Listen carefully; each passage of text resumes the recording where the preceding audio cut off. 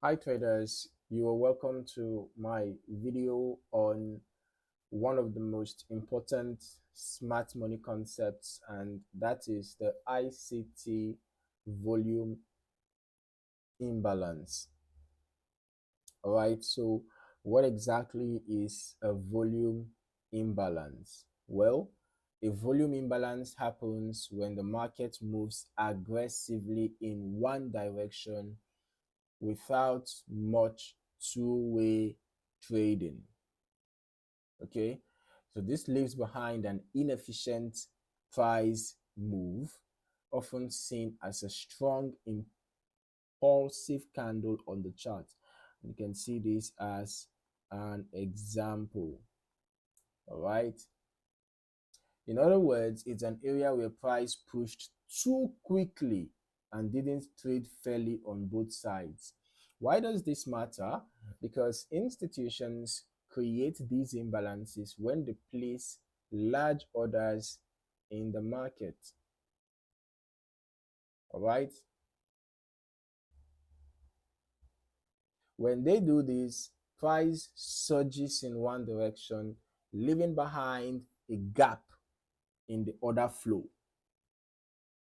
But markets naturally seek balance, okay, which means price often comes back to visit these imbalances to fill them.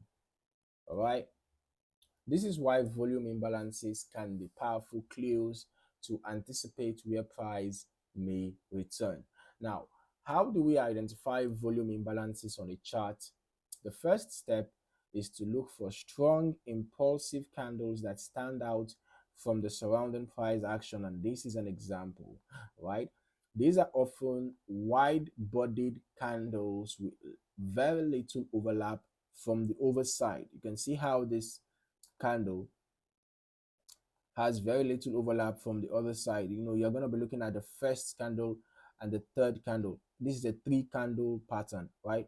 So this is the first candle. The second candle is the candle that has the imbalance, and the third candle is the very next candle. Now, if you look and you see that there is no an overlap between the first candle and the third candle at some point, the okay.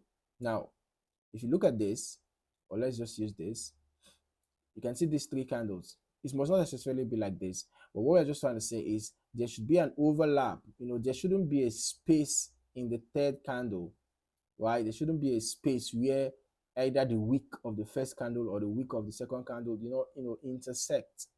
All right, you can see how price has been moving. There's usually an intersection between the first and third candle, as you are going forward. Right here again, you can see we had an imbalance here, right? You can see here, this is another example, where there was no and you can see eventually price came back to fill up that imbalance. You can see here price came down to fill up this imbalance. All right, now another key point is patience. Okay, patience. You need to be patient because you have to wait for price to come and fill up that imbalance. All right, so after you have identified the strong impulsive candles that stand out from the surrounding price action, the next step is to mark the range of the imbalance, typically from the open to the close of the candle. All right, from the open to the close of the candle, or from the wick to the wick, right, from wick up to wick down. If the imbalance is larger, then the third step is to watch how price reacts when it returns to that zone. More often than not, you'll see the market retrace into these levels before continuing its next move. Now, it's important to note that volume imbalances differ slightly from liquidity voids. While both highlight inefficiencies, liquidity voids often show up as multiple consecutive candles moving rapidly in one direction. Volume imbalances, on the other hand, are tied directly to aggressive orders that caused the imbalance in trading activity. Understanding both concepts and knowing how to separate them gives you a sharper edge in reading institutional footprints. But remember, volume imbalances should never be used in isolation. The best way to apply them is alongside market structure. liquidity sweeps, and other blocks. For example, if you see a volume imbalance aligned with a breaker block or near a liquidity grab, that is a strong area to pay attention to. Okay, these confluences tell you where institutions are most likely active. Now, another key point is patience. Just because you mark an imbalance doesn't mean that price will revisit it immediately.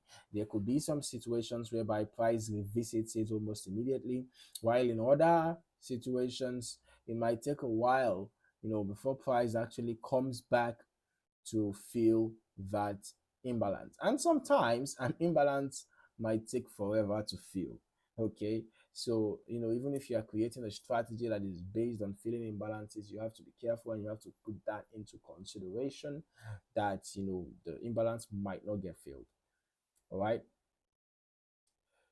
So, that is the reason why context and timing are so important. Don't treat imbalances as guaranteed signals, but as valuable clues in the bigger picture of price action. By practicing this concept on historical charts, you'll see just how often the market respects these levels.